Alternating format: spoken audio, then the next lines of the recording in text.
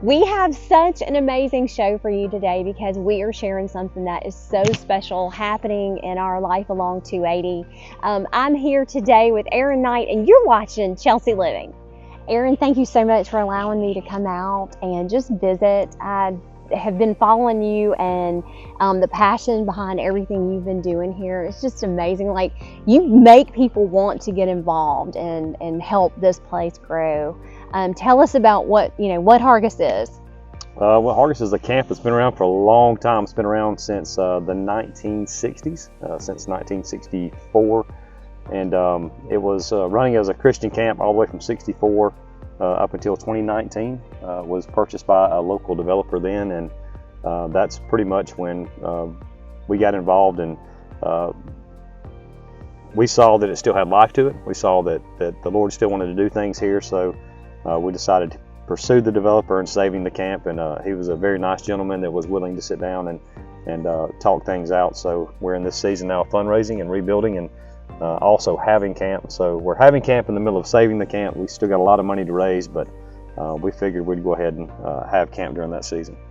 Why is this so important to you? Because early on, when you would come out and pray and you would share some of your prayers and thoughts, like, God was really putting this heavy on your heart.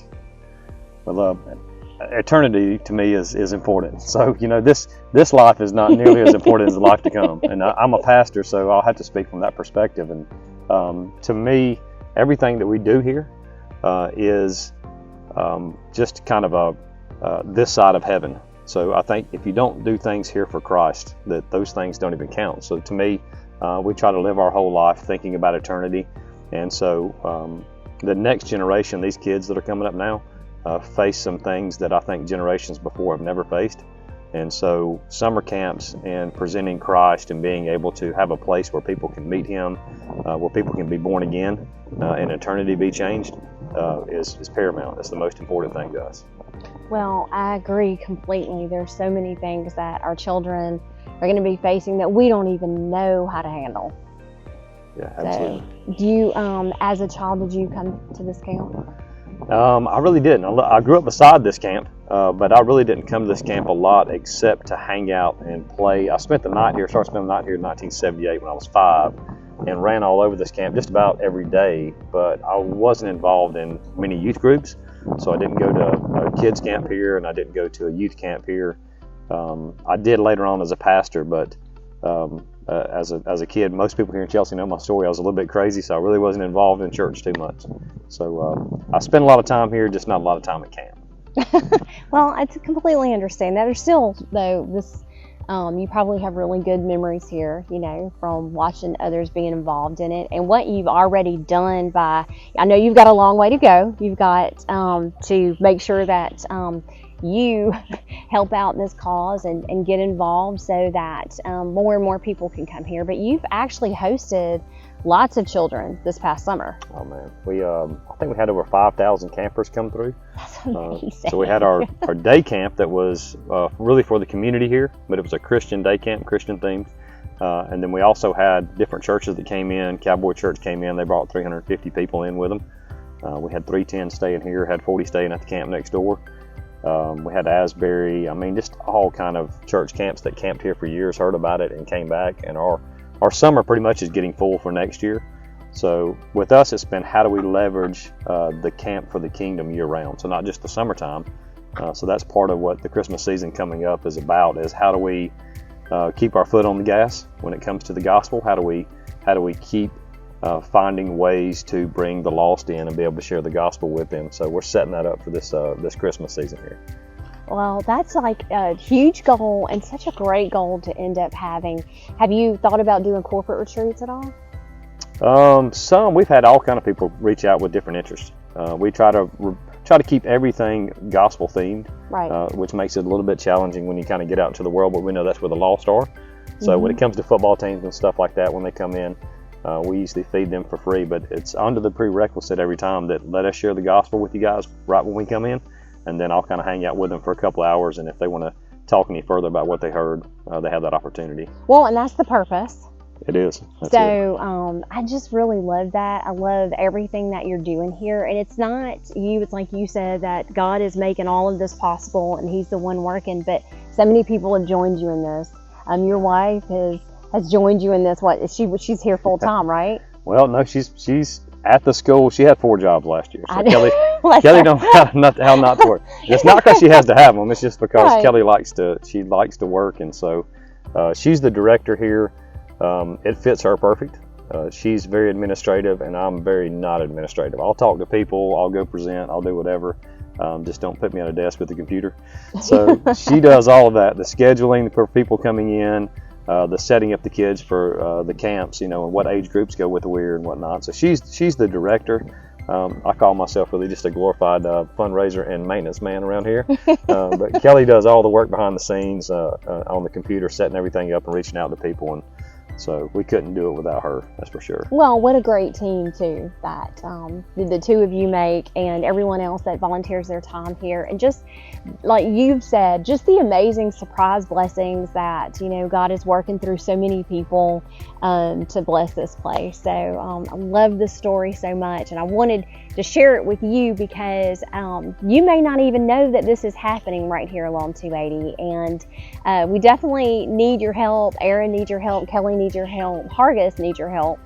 Just to continue this, because all of those children that came through here, how many people did you end up baptizing? We kept up with it for a while, and it kind of got crazy there at the end. So we had a 41-day stretch back in the summer where 124 people made a decision for Christ right here. 55 people were baptized in the lake right there. And so all from spring and into where we're at now, it's probably around 175 people or so have made a decision right here on this property. And I would probably say I got a baptism due here Sunday, and it's probably going to be close to our 60th baptism. Oh, wow. That's amazing. And you had a wedding. Yep. I mean, there's been a whole lot to do around here, and we've still got a long way to go. And I think that's the kind of what we were talking about earlier, kind of off camera, was we had a lot of traction last December because everybody knew we needed to save the camp and come up with a certain amount by December 31st of 2021. And then we had camps, and I think the mindset shifted to, hey, the camp's saved now.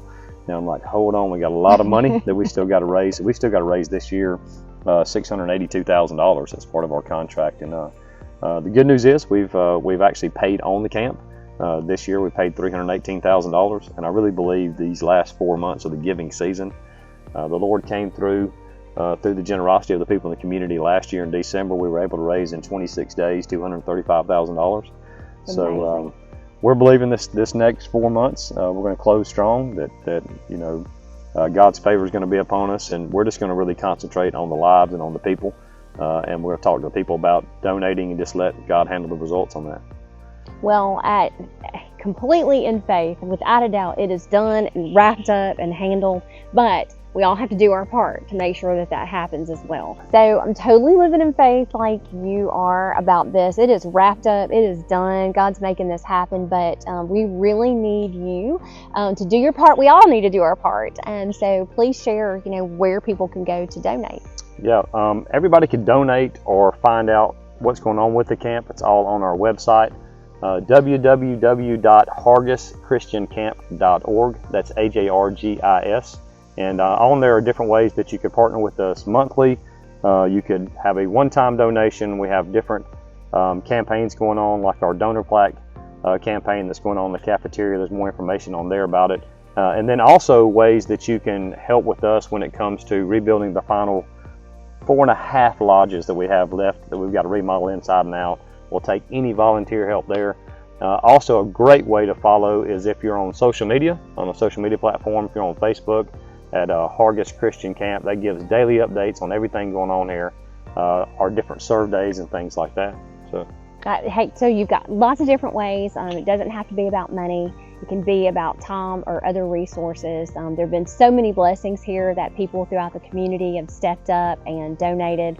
So it's just a great feeling to know what's going on here right in our community. And this story just completely inspires me. I love it every day. I've used it as an example for so many people that you didn't even know. Yeah, I appreciate it. I just love it when God puts something on our hearts and, you know, you listened and you decided to go for it, and look at what has happened already, and we know what's going to happen this year. So Absolutely. thank you so much. Thank you. Thank you for having me. Appreciate you.